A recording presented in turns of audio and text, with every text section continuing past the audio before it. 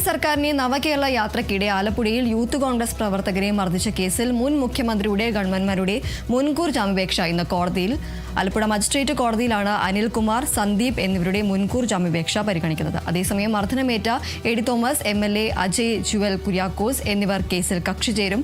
കേസിൽ പ്രതികളായ 5 പോലീസുകാർക്കെതിരെ വകുപ്പ് തല നടപടി ഇന്നുണ്ടായേക്കും.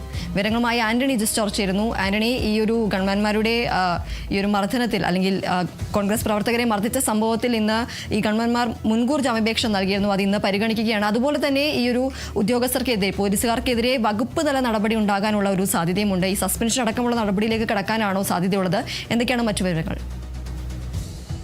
തീർച്ചയായും ഇന്ന് ഈ പ്രതികളെ സംബന്ധിച്ച്, ഈ കേസിൽ പ്രതികളായ അനിൽകുമാർ അതുപോലെ തന്നെ സന്ദീപ് എന്നിവരെ സംബന്ധിച്ച് വളരെ പ്രധാനപ്പെട്ട ഒരു ദിവസം തന്നെയാണ്. ഇവരുടെ മുൻകൂർ ജാമ്യാപേക്ഷ മജിസ്ട്രേറ്റ് കോടതി പരിഗണിക്കുകയാണ്. ഏതായാലും കഴിഞ്ഞ ദിവസം ഈ SIT ഇടക്കാല അന്വേഷണ റിപ്പോർട്ട് നൽകിയതിന് പിന്നാലെയാണ് ഈ അനിൽകുമാറും സന്ദീപും ആലപ്പുഴ മജിസ്ട്രേറ്റ് കോടതിയെ മുൻകൂർ ജാമ്യം തേടി സമീപിച്ചത്. അറസ്റ്റ് അടക്കമുള്ള നടപടികളിലേക്ക് ഒരുപക്ഷെ പോകാനുള്ള സാധ്യത ഉണ്ട് എന്നുള്ളതിൻ്റെ വിലയിരുത്തലാണ് ഇത്തരമൊരു നടപടിയിലേക്ക് അവർ പോയിട്ടുള്ളത്. ഏതായാലും SITയുടെ അന്വേഷണം അതിൻ്റെ അവസാന ഘട്ടത്തിലാണ്. അന്തിമ റിപ്പോർട്ട് ഉടൻ തന്നെ തയ്യാറാകും. ഏതായാലും അതോടുകൂടി വധശ്രമം അടക്കമുള്ള വകുപ്പുകൾ ചുമത്തി കേസെടുക്കാനാണ് ഇപ്പോൾ SIT തീരുമാനിച്ചിരിക്കുന്നത്, അല്ലെങ്കിൽ അവരുടെ ഒരു ആലോചന എന്ന് പറയുന്നത്. ഏതായാലും അതിനു ഇടയിലാണ് ഇപ്പോൾ ഈ മുൻകൂർ ജാമ്യാപേക്ഷ ഇരുവരും നൽകിയിരിക്കുന്നത്. ഇത്തരത്തിൽ അവർ പറയുന്ന ഒരു പ്രധാനപ്പെട്ട കാര്യം, തങ്ങളെ അറസ്റ്റ് ചെയ്ത് 48 മണിക്കൂറിലേറെ റിമാൻഡ് ചെയ്യുന്ന സാഹചര്യം ഉണ്ടായാൽ ജോലിയെ അടക്കം അത്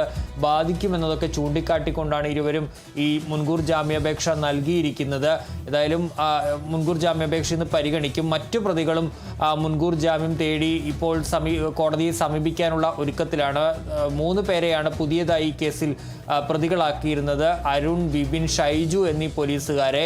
അവർ കൂടി ഉടൻ തന്നെ മുൻകൂർ ജാമ്യം തേടി കോടതിയെ സമീപിക്കുകയും ചെയ്യും. അതേസമയം ഈ കേസിൽ, ഈ മുൻകൂർ ജാമ്യാപേക്ഷയിൽ കക്ഷി ചേരാനുള്ള ഒരു തീരുമാനത്തിലേക്ക് എത്തിയിരിക്കുകയാണ് ഈ മർദ്ദനമേറ്റ ഇപ്പോൾ ആലപ്പുഴയിലെ MLA ആയിട്ടുള്ള A.D. തോമസ്, അതുപോലെ തന്നെ A.D. തോമസിനൊപ്പം മർദ്ദനമേറ്റ അജയ് ജുവൽ കുര്യാക്കോസ് എന്നിവരും ഈ കേസിൽ കക്ഷി ചേരാനും ഇപ്പോൾ തീരുമാനിച്ചിട്ടുണ്ട്. ഏതായാലും ഇന്ന് ഈ മജിസ്ട്രേറ്റ് കോടതിയുടെ ഒരു തീരുമാനം ഉണ്ടാകുമോ എന്നറിയില്ല. ഏതായാലും വളരെ പ്രധാനപ്പെട്ട ഒരു കാര്യം തന്നെയാണ് ഈ കേസുമായി ബന്ധപ്പെട്ട്. അതേസമയം SITയുടെ അന്വേഷണം തുടരുകയാണ്. അതിനിടയിൽ ഇന്നലെയാണ് SIT അന്വേഷണ റിപ്പോർട്ട് DGPക്ക് നൽകിയിട്ടുള്ളത്. ആ റിപ്പോർട്ടിൽ ഈ 5 പോലീസുകാർക്കെതിരെ നടപടി വേണം എന്നുള്ളത് ചൂണ്ടിക്കാട്ടിയുള്ള ഒരു റിപ്പോർട്ടാണ് നൽകിയിട്ടുള്ളത്. അതിൽ പ്രധാനമായും പറയുന്നത്, ഇവരുടെ ഭാഗത്ത് നിന്ന്, ഈ 5 പോലീസുകാരുടെയും ഭാഗത്ത് നിന്ന് ചട്ടവിരുദ്ധമായ നടപടിയാണ് ഉണ്ടായിട്ടുള്ളത്. ഈ സംഭവത്തിൽ ഇവർക്ക് ഇടപെടേണ്ട യാതൊരു സാഹചര്യവും ഉണ്ടായിരുന്നില്ല. അത് മറികടന്നാണ് ഈ ചട്ടവിരുദ്ധമായ ഇടപെടൽ ഇവർ നടത്തിയത്.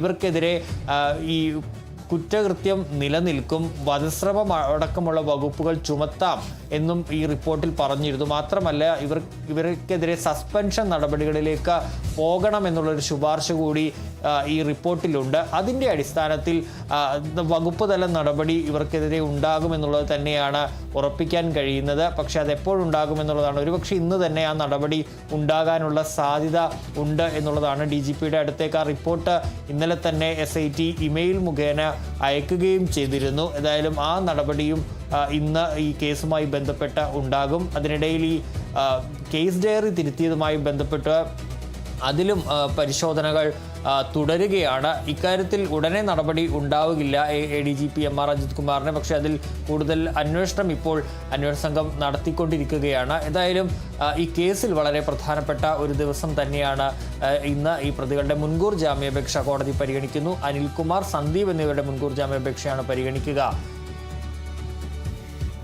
ശരി, എന്തായാലും LDF സർക്കാരിനെ നവകേരള യാത്രയ്ക്കിടെ ആലപ്പുഴയിൽ യൂത്ത് കോൺഗ്രസ് പ്രവർത്തകരെ മർദ്ദിച്ച കേസിൽ മുൻ മുഖ്യമന്ത്രിയുടെ ഗവൺമെന്റുമാരുടെ മുൻകൂർ ജാമ്യാപേക്ഷയാണ് ഇന്ന് കോടതി പരിഗണിക്കുന്നത്. ആലപ്പുഴ മജിസ്ട്രേറ്റ് കോടതിയാണ് അനിൽകുമാർ, സന്ദീപ് എന്നിവരുടെ മുൻകൂർ ജാമ്യാപേക്ഷ പരിഗണിക്കുന്നത്. മർദ്ദനമേറ്റ A.D. തോമസ്, MLA അജയ് ജുവൽ കുര്യാക്കോസ് എന്നിവർ കേസിൽ കക്ഷി ചേരാനും സാധ്യതയുണ്ട്. കേസിൽ പ്രതികളായ 5 പോലീസുകാർക്കെതിരെ വകുപ്പ് തല നടപടി ഇന്നുണ്ടാകാനും സാധ്യതയുണ്ട്. ആന്റണി ജിസ്റ്റോർജാണ് വിവരങ്ങൾ നൽകിയത്.